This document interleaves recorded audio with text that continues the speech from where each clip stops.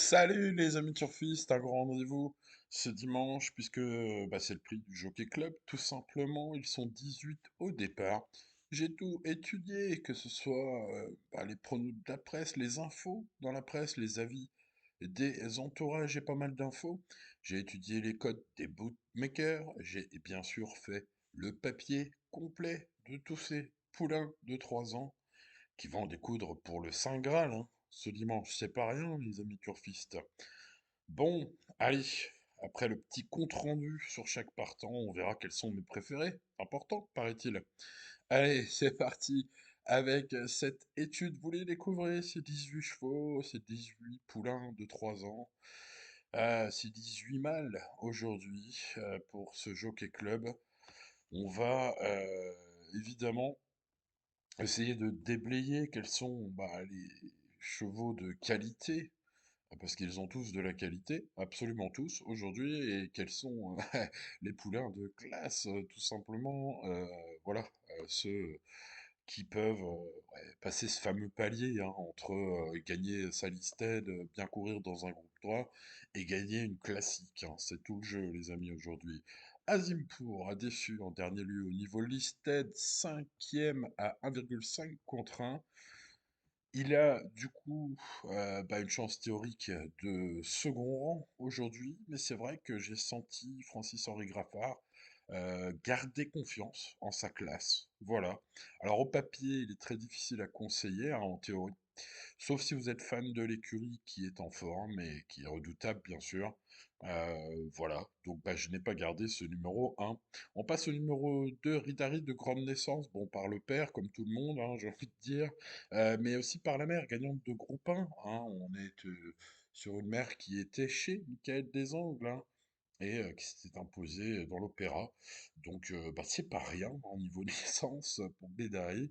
Bon, bon sang ne saurait mentir, on va dire, et puis c'est un choix qui progresse régulièrement, qui devrait bien tenir la distance. Au papier, il inspire confiance, car il a fait un bel effort final dans la poule d'essai des poulains, qui est évidemment la course qui propulse les chevaux qui ont de la tenue vers ce Jockey Club.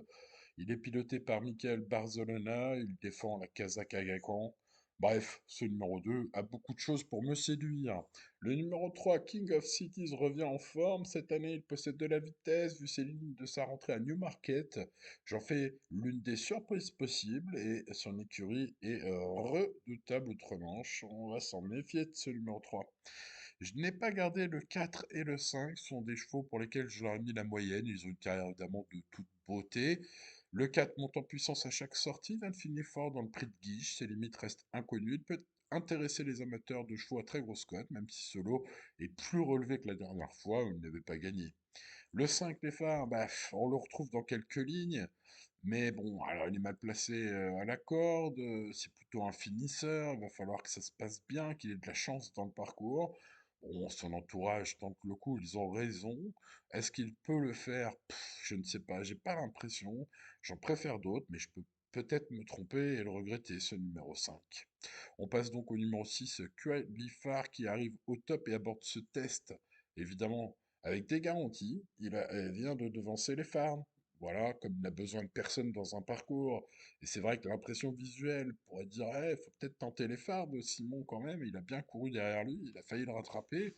Et la distance aujourd'hui est bonne, mais bon, écoutez, moi, voilà, au niveau scénario de course, je préfère quand même tenter un cheval qui, dont les limites sont inconnues, et puis surtout, voilà, qui n'a besoin de personne pour aller devant, voilà, tout simplement, hein, et en bon terrain, ça peut le faire, hein, ce 6. Ça peut le faire également pour le 7 d'étain qui sera à belle cote. Lui, c'était un bon finisseur dans la poule d'essai des poulains. Il est rallongé. Il a montré un besoin de distance ce jour-là, je pense. Son écurie est très, très redoutable, chers amis turfistes. On va garder hein, les deux de l'écurie.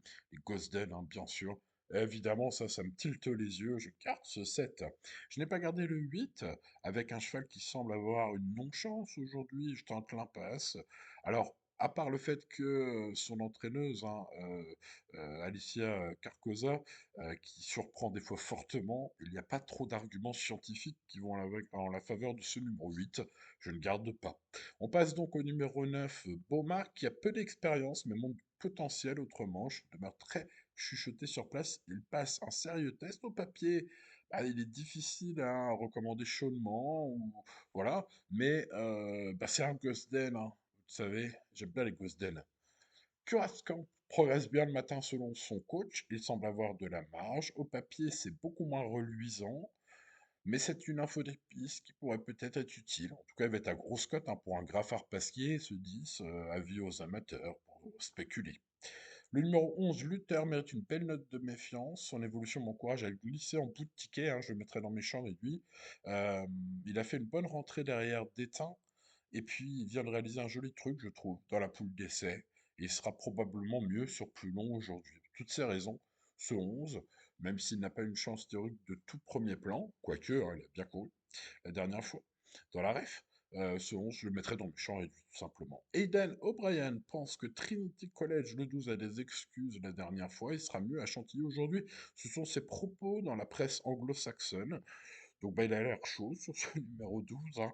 Bon, après, voilà, hein, Aidan O'Brien, il est souvent très chaud quand même s'il a parfois raison de l'être, hein. Mais bon, célèbre professionnel, voilà, malgré ses déclarations, je n'ai pas gardé, choisir, c'est renoncer. Bon, on est sur des lignes, notamment la dernière fois, qui ne m'ont pas trop tilté. Parachutiste très régulier en progrès cette année. Son entourage y croit, ça chez le. Ses limites sont encore inconnues. Le retenir ou non, c'est une affaire d'impression. J'aime pas trop son multiligne. Alors le c'était à Epsom, ce numéro 13. Bon, voilà, après pareil, hein, on recommence. Choisir, c'est renoncer, les amis. On peut pas tous les garder. Tipenzo, le numéro 14, est rallongé avec désespoir hein, par Jean-Claude Rouget sur les propos que j'ai pu lire hein, sur Génie Course, voilà, de la part du manager de l'écurie de Jean-Claude.